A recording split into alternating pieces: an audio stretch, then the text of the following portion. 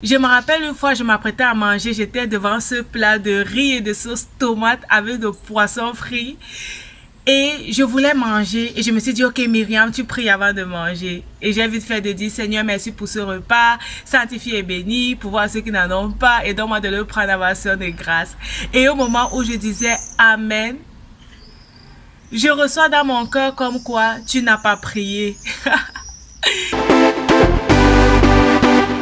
Salut, bienvenue à notre nouvelle émission Au pied du Maître. Au pied du Maître, nous venons aujourd'hui au pied de Jésus apprendre à prier. Nous venons comme les disciples sont venus auprès de Jésus et ils ont dit, Seigneur, apprends-nous à prier. Je suis Myriam et je suis très contente que tu prennes de ton temps aujourd'hui pour regarder cette nouvelle vidéo.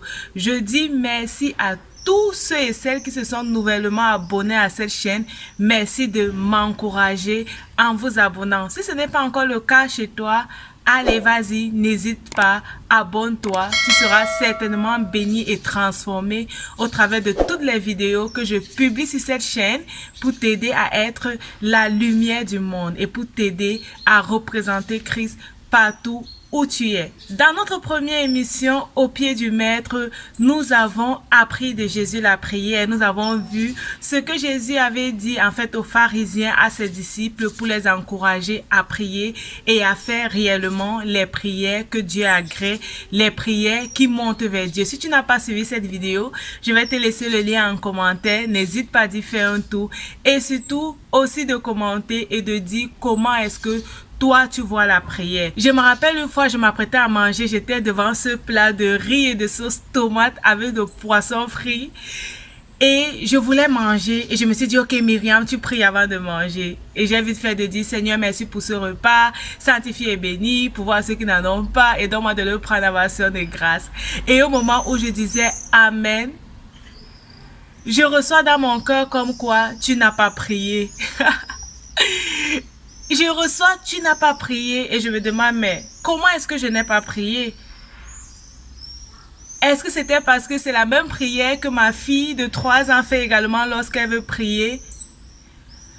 Non, je crois que c'est justement parce que j'étais en train de réciter cette prière que je fais peut-être depuis que j'ai 15 ans, cette même prière pour manger et j'étais encore en train de réciter.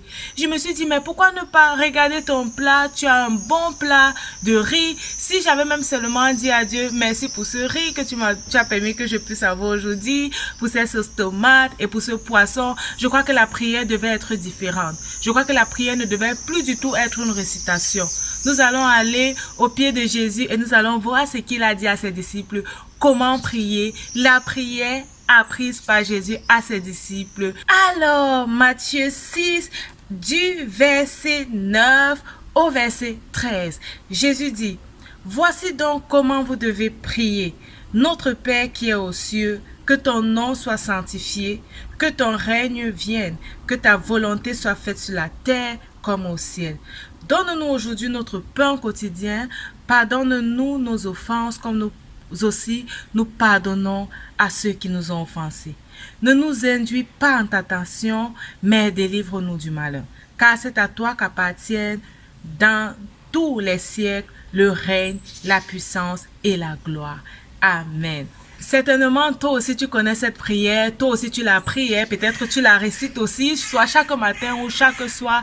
Ça c'est une prière également que moi j'ai récitée et que par moment aussi je récite. En fonction de où nous sommes, en fonction de ceux qui dirigent la prière, il y a des gens qui aiment bien que nous récitons cette prière.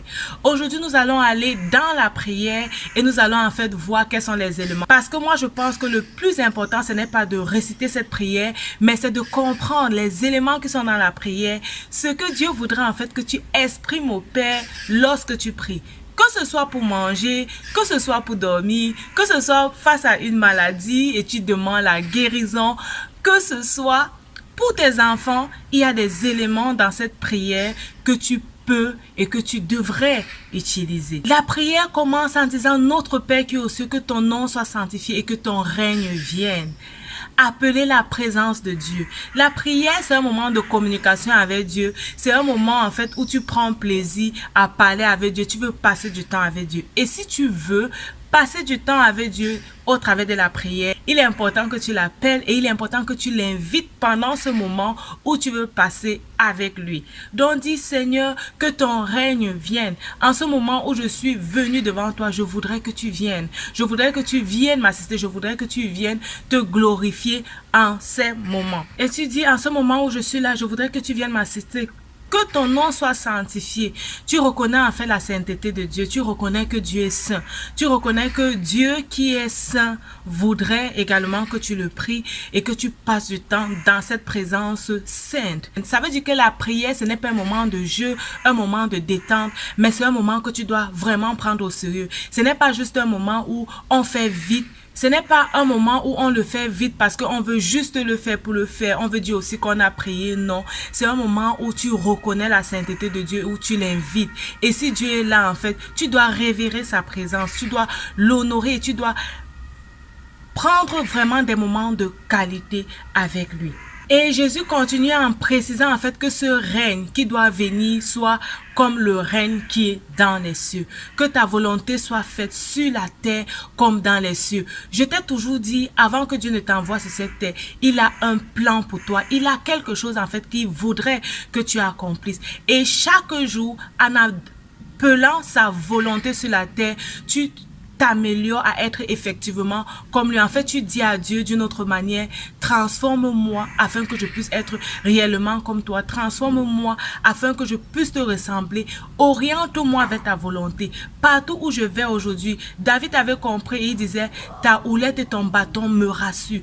Partout où tu vas, partout où tu es, à quelque endroit que ce soit, demande à Dieu vraiment de permettre que sa volonté puisse être faite au travers de toi, qu'il puisse t'utiliser et que sur la terre où tu es, que sa volonté puisse également se manifester.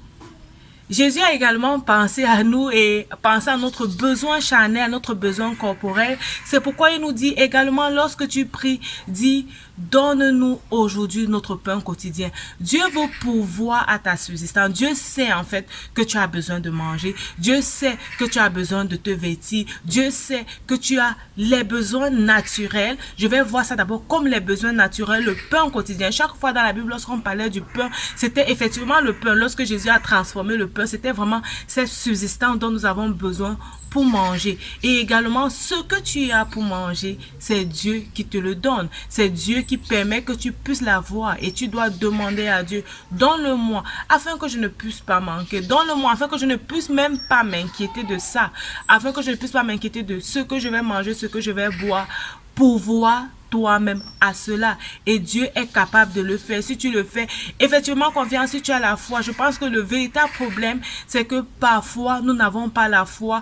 Parfois nous nous disons que nos besoins sont trop grands pour Dieu et nous ne le laissons pas vraiment agir. Dieu veut pouvoir pour toi, il va pouvoir pour toi. Tout ce qu'il te demande, c'est de lui demander, de lui dire, Seigneur, pourvoir à mon pain quotidien, pourvoir à mes besoins de la journée. À la suite, Dieu nous demande, Jésus nous enseigne à dire, pardonne-nous nos offenses. J'ai aimé ce que la version du Semeur a dit, pardonne-nous nos torts envers toi, comme nous pardonnons nous-mêmes les torts des autres envers nous-mêmes. Pardonne-nous nos offenses. C'est vrai que j'ai été un peu comme bluffée de savoir que Jésus nous dit donne-nous notre pain quotidien avant de dire pardonne-nous nos offenses. J'étais vraiment bluffée parce que je me suis demandé mais généralement on nous a appris que le péché nous sépare de Dieu et c'est vrai, le péché nous sépare de Dieu, mais pourquoi est-ce que Jésus vient nous dire de dire d'abord donne-nous notre pain quotidien? Et ce que moi j'ai compris en fait c'est que pour Dieu, en fait, ce besoin, c'est un besoin important. Le besoin de manger, le besoin de boire, le besoin de te nourrir, que ce soit physiquement ou spirituellement, c'est un besoin important. Maintenant, le péché t'éloigne de Dieu. Ça veut dire que si tu veux vraiment entrer dans l'intimité avec Dieu, si tu veux vraiment développer l'harmonie avec Dieu, développer la vie spirituelle, grandir avec Dieu, tu as besoin de mener une vie de sainteté. Tu as besoin de t'éloigner du péché parce qu'en fait, ce péché va venir t'empêcher de voir la manifestation de Dieu dans ta vie, t'empêcher d'être vraiment utilisé par Dieu, t'empêcher de recevoir les orientations que Dieu veut te donner. Donc le pain et la nourriture, Dieu le donne à tout le monde. C'est ce que Dieu donne à tout le monde, que tu sois chrétien ou pas, Dieu pourvoit. Quand Dieu te dit déjà qu'il pourvoit pour les oiseaux, même qui ne sèment ni ne moissonnent, ça veut dire que pour nous, l'être humain, Dieu pourvoit et il veut toujours pouvoir. Maintenant, si tu veux aller à un autre niveau, le niveau de grandir spirituellement, si tu veux aller dans le niveau où Dieu te révèle ses plans et ses projets pour toi, tu as besoin de mener une vie qui le glorifie, c'est-à-dire tu as besoin de laisser le péché de côté, tu as besoin chaque fois que tu te rapproches de lui demander pardon pour tes péchés. Et qu'est-ce que Dieu te dit? Pardonne-moi comme moi je pardonne aux autres qui m'ont offensé. Ça montre en fait que le pardon, en fait, ça ne doit pas seulement venir de Dieu pour toi. Dieu voudrait également que tu pardonnes aux autres. Et à la suite, il dit que si tu ne pardonnes pas les offenses des autres, Dieu aussi ne va pas te pardonner tes offenses.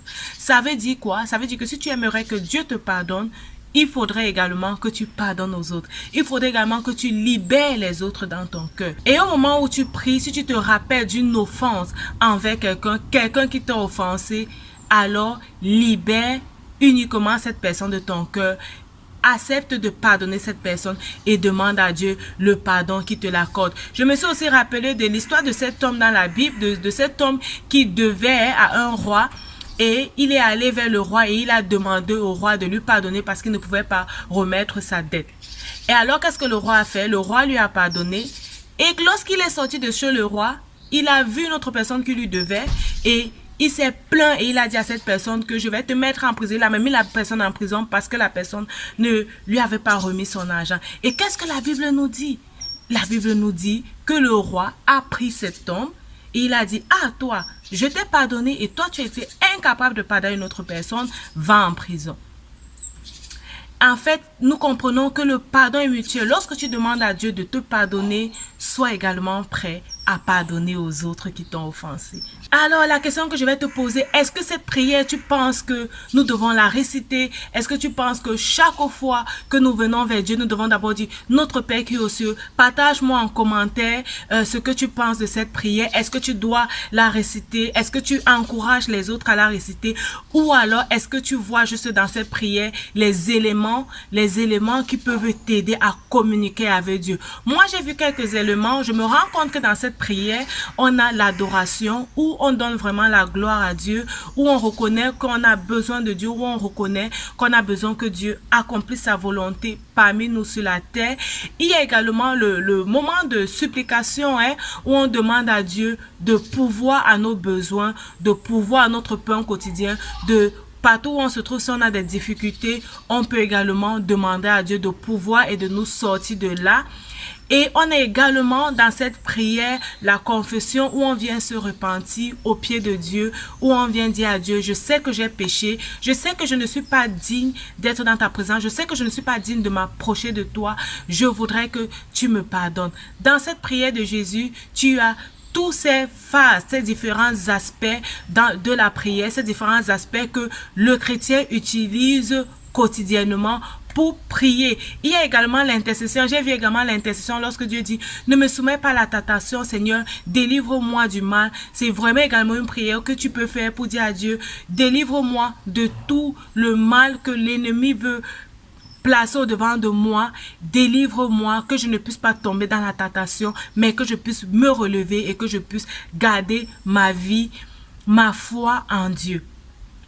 Jésus t'encourage à prier ces différents aspects de la prière. Je t'encourage à lire encore ces passages et à méditer là-dessus. Je suis certaine que tu vas puiser des choses formidables pour ta vie et tu vas davantage ressembler à Jésus. Ça, c'est notre objectif, être la lumière du monde, briller, afin que partout où nous sommes, que les autres puissent voir la gloire de Dieu au travers de nous et que les autres puissent se rapprocher de Dieu. Alors, souviens-toi, ta vie, c'est un don de Dieu et la façon dont tu la vis, c'est un don que tu fais à Dieu. Que Dieu te bénisse et on se dit à la prochaine. Bye bye.